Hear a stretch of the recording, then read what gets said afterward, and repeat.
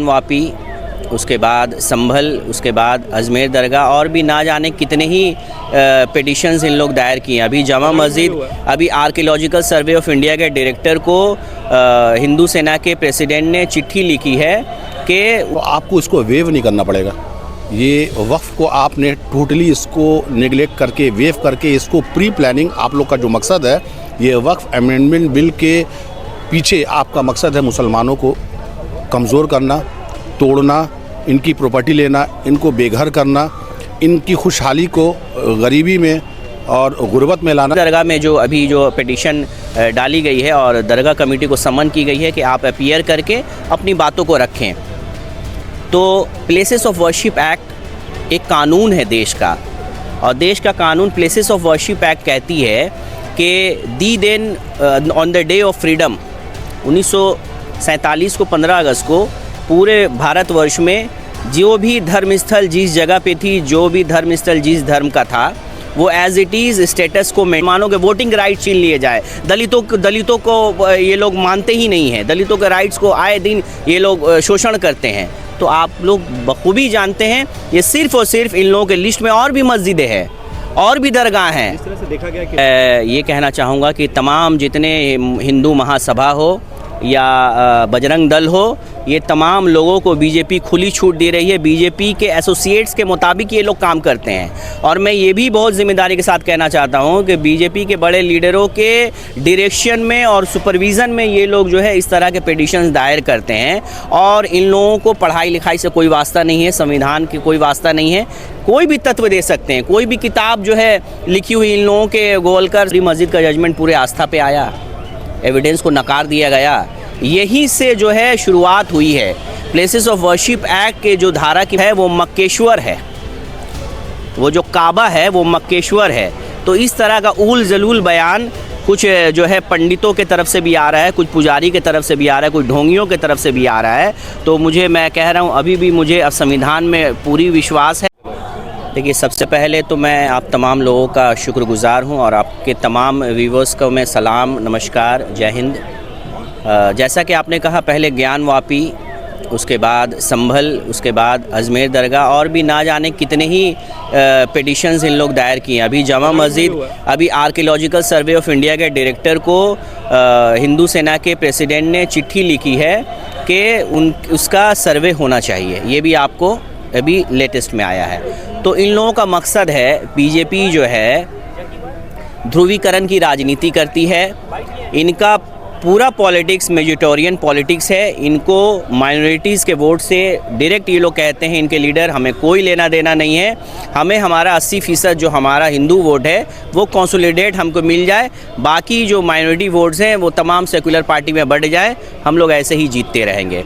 तो इनका मिशन ही यही है कि माइनॉरिटीज़ को इस तरह के प्रोपेगेंडा में इन लोगों को इन्वॉल्व कर देना है और अपना जो है उल्लू सीधा करते रहना है। तो मैं जो कहना चाहूँगा, अजमेर दरगाह में जो अभी जो पिटीशन डाली गई है और दरगाह कमेटी को समन की गई है कि आप अपीयर करके अपनी बातों को रखें। तो प्लेसेस ऑफ वर्शिप एक्ट एक कानून है देश का, और देश का कानून प्लेसेस ऑफ वर्शिप एक्ट कहती है कि the then on the day of freedom 1947 को 15 अगस्त को पूरे भारतवर्ष में जो भी धर्म स्थल जिस जगह पे थी, जो भी धर्म स्थल जिस धर्म का था, वो एज इट इज़ स्टेटस को मेंटेन किया जाएगा, वो वही रहेगा। तो आप देश के संविधान, देश के आइन को चैलेंज कर रहे हैं। आर्कियोलॉजिकल सर्वे ऑफ इंडिया के जो ऑफिसरान हैं वो देश के आइन के ख़िलाफ़ काम कर रहे हैं। हमारे जो प्रधानमंत्री हैं, जो कॉन्स्टिट्यूशन ऑफ इंडिया की शपथ लेके प्रधानमंत्री हैं, बने हुए हैं, वो देश के आइन को मान नहीं रहे हैं, देश की आइन का अवमानना कर रहे हैं। क्या मैं यही समझूं? और यही समझा जाएगा। तो मैं आप मीडिया बंधु को भी बोलना चाह रहा हूँ, बीजेपी किसी भी तरह से संविधान में विश्वास नहीं रखती है। और इनके गुरु गोवलकर क्या कहते हैं, मुसलमानों को सेकंड क्लास सिटीज़न दिया जाए, मुसलमानों के वोटिंग राइट छीन लिए जाए, दलितों को ये लोग मानते ही नहीं हैं, दलितों के राइट्स को आए दिन ये लोग शोषण करते हैं। तो आप लोग बखूबी जानते हैं, ये सिर्फ़ और सिर्फ इन लोगों के लिस्ट में और भी मस्जिदें हैं और भी दरगाह हैं। इस तरह से देखा गया कि राहुल गांधी अक्सर अपनी सभाओं में या जाते हैं तो संविधान की किताब अपने हाथों में लिए रहते हैं। तो क्या अब दौर आ गया कि हर हिंदुस्तानी को संविधान की किताब और संविधान बचाओ के लिए आगे आना पड़ेगा? देखिए, राहुल गांधी जी पार्लियामेंट में भी जब वो शपथ ले रहे थे तो संविधान की कॉपी लेके शपथ ले रहे थे, और हमेशा कल भी जो संभल रास्ते में उनको जो रोका गया लॉ एंड ऑर्डर का इशू बताते हुए संविधान की कॉपी लेके थे। और ये क्लियर मैसेज देना चाहते हैं कि डॉक्टर भीमराव अंबेडकर साहब की जो रचनाकार है, जो संविधान बना है, उसमें तमाम माइनॉरिटीज़ को, मेजॉरिटीज़ को जो एक राइट्स दिए गए हैं, उसे किसी तरीक़ा से ये गवर्नमेंट नकार नहीं सकती है। संविधान की लड़ाई लड़ना है, क्योंकि संविधान नहीं बचेगा तो आज हम और आप जो बोल रहे हैं, हम और आप जो अपने धर्म का प्रचार प्रसार कर रहे हैं, वो कोई भी हो, दलित हो, वो आदिवासी हो, कुछ भी नहीं बचेगा। तो वो एक क्लियर मैसेज देना चाहते हैं कि ये किताब को आपको बचाना है, तभी देश में अमन शांति कायम रहेगी, भाईचारगी कायम रहेगी। आपने बोला कि हिंदू सेना ने वो लेटर लिखा है कि जमा मस्जिद के नीचे ये है, तो आपने शायद लेटर पढ़ा होगा, उसमें लिखा गया है कि औरंगजेब ने उस मस्जिद को बनाया। तो क्या कहते हैं इसको लेकर के, जबकि मस्जिद को शाहजहां ने बनवाया? देखिए, मैं तो ये कहना चाहूँगा कि तमाम जितने हिंदू महासभा हो या बजरंग दल हो, ये तमाम लोगों को बीजेपी खुली छूट दे रही है। बीजेपी के एसोसिएट्स के मुताबिक ये लोग काम करते हैं। और मैं ये भी बहुत ज़िम्मेदारी के साथ कहना चाहता हूँ कि बीजेपी के बड़े लीडरों के डायरेक्शन में और सुपरविज़न में ये लोग जो है इस तरह के पिटीशंस दायर करते हैं। और इन लोगों को पढ़ाई लिखाई से कोई वास्ता नहीं है, संविधान की कोई वास्ता नहीं है। कोई भी तत्व दे सकते हैं, कोई भी किताब जो है लिखी हुई, इन लोगों के गोलकर सावरकर की किताब लिखी हुई को कोट कर देंगे कि ये किताब में ये लिखी हुई है। किताब किसी के लिखने से कोई एविडेंस नहीं बन जाता है। बिल्कुल बाबरी मस्जिद का जो वर्डिक्ट आया है, आपने ये देखा होगा कि हमारे former chief justice of India Chandrachud साहब ने ये प्रेस मीडिया में कहा कि जिस दिन वर्डिक्ट देने जा रहे थे हम लोग, तो उस दिन मैंने भगवान से प्रार्थना की कि मुझे किस तरह क्या करना है, मैं बहुत नर्वस था। ये आप लोगों ने देखा। तो मैं कहना चाहता हूँ कि हर इंसान को हिंदुस्तान में ये उनको फ्रीडम है कि वो किसी भी धर्म को माने, और हर धर्म के लोग अपने भगवान, अपने अल्लाह, अपने गॉड से प्रे करते हैं। पर खुसूसी आप इस केस के मुतल्लिक जो आप कह रहे हैं, तो ये क्या मान लिया जाए कि बाबरी मस्जिद का जजमेंट पूरे आस्था पे आया, एविडेंस को नकार दिया गया? यहीं से जो है शुरुआत हुई है।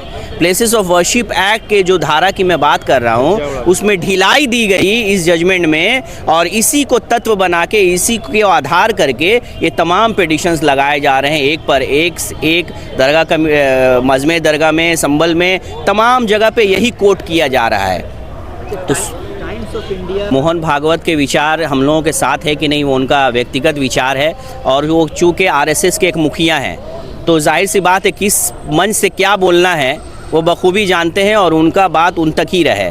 पर वो एक बात में तो ये तत्व है कि हर जगह जो सिविलिंग वो खोज रहे हैं, ये धर्म का एक तरह से जो है मजाक ना बनाएं आप। हर जगह, हर धर्म स्थल पे शिवलिंग एक धार्मिक चीज़ है, और हम लोग हर धर्म को विश्वास रखते हैं, और धर्म को हम लोग रिस्पेक्ट करते हैं, हम लोग as a citizen of India. तो अभी मैं एक न्यूज़ क्लिप में पढ़ रहा था, एक पुजारी साहब ने कहा है कि मक्का में जो है वो मक्केश्वर है, वो जो काबा है वो मक्केश्वर है।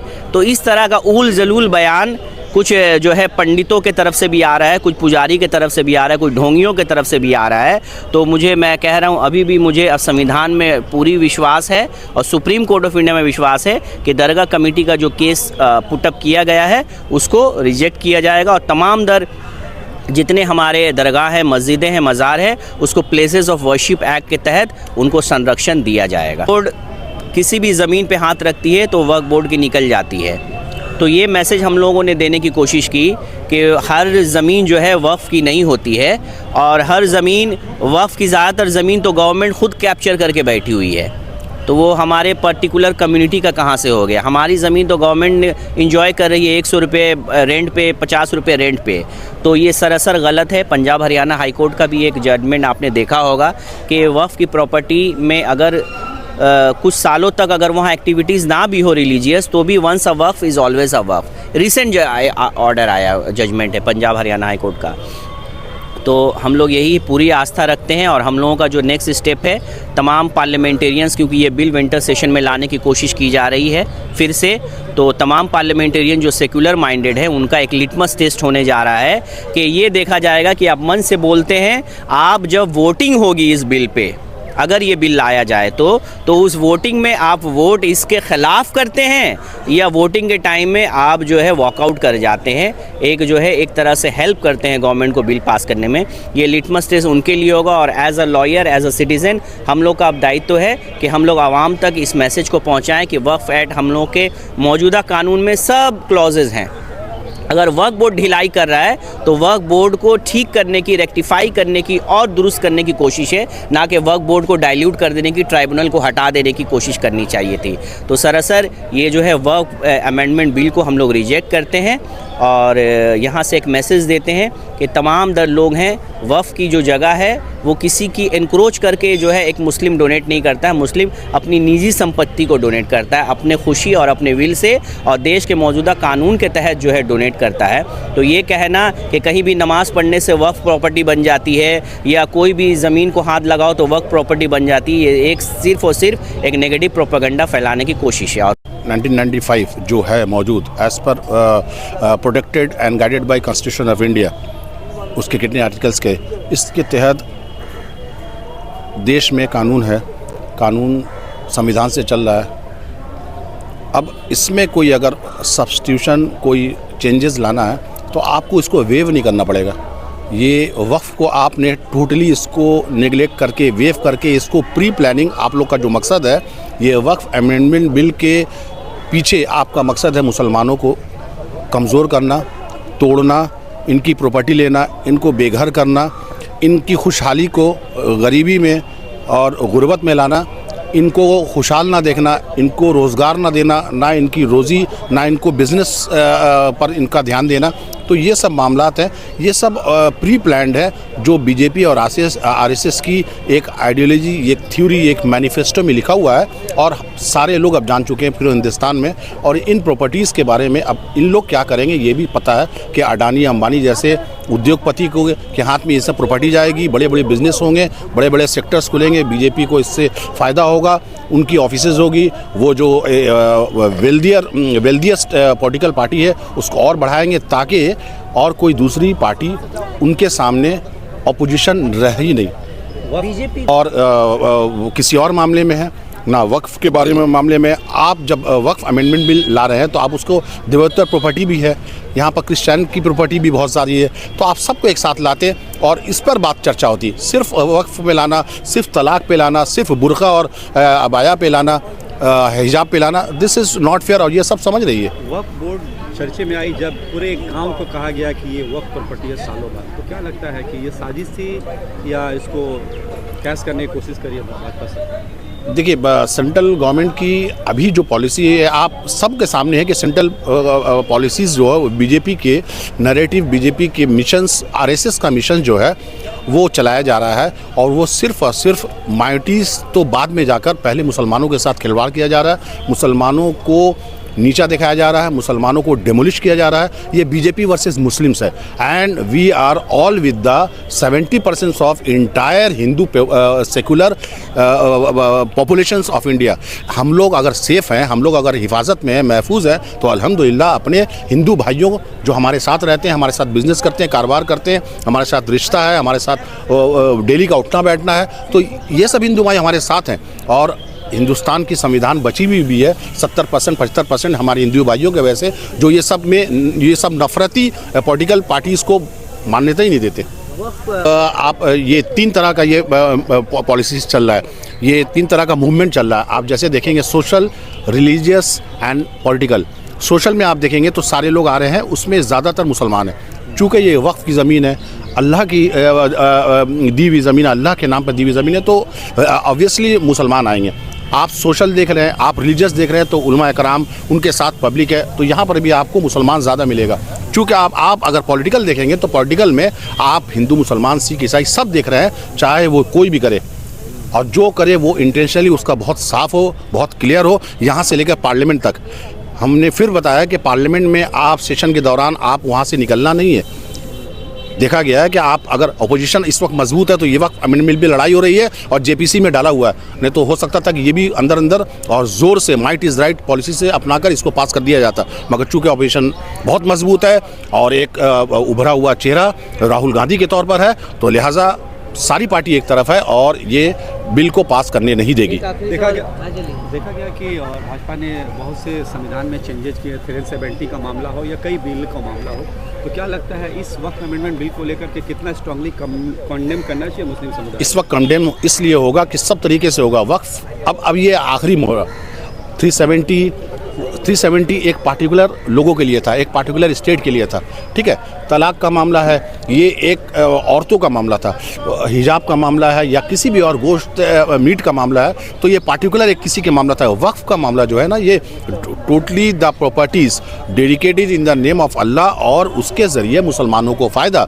तो यहाँ पर अगर किसी को फ़ायदा पहुँच रहा है और आप नहीं पहुँचा रहे हैं तो ये किसकी, ये तो भलाई, ये तो हम लोग आपकी भलाई कर रहे हैं। आप मुझे नौकरी नहीं दे रहे हैं, वक्फ की ज़मीन से मुझे नौकरी मिल रही है, आप मुझे कोई कारोबार नहीं दे रहे हैं, आप कोई फैसिलिटीज़ नहीं दे रहे हैं, आप एजुकेशन में हमको नहीं दे रहे हैं। ये अगर वक्फ बोर्ड या वक्फ ऑफिशियल्स या वक्फ प्रॉपर्टी से डिराइव किया हुआ अमाउंट से मुसलमानों को फ़ायदा पहुंच रहा है तो ये आपको हेल्प हो रहा है, ये इनडायरेक्टली आपको हेल्प किया जा रहा है। ये समझने की कोशिश किया जाए। आप तो समझ रहे हैं कि ये बोलकर वर्गराया जा रहा है मुसलमानों को, सिर्फ और सिर्फ ये मोटिव फैलाया जा रहा है कि अब सिर्फ तुम लोगों को ना नौकरी मिलेगा, ना पढ़ाई मिलेगी, ना बिजनेस होगा। आप लोग सिर्फ और सिर्फ आप लोग प्रोपेगेंडा को के एवज में आप लोग मूवमेंट करें, आप लोग रैलीज निकालें, आप लोग केस में फंसे, आप लोग कस्टडी हो, आप लोगों के ऊपर धारा लगी जाए, आप लोग ऐसी बर्बाद हो। तो ये सब कुछ नहीं होगा और ये सब होना भी नहीं चाहिए।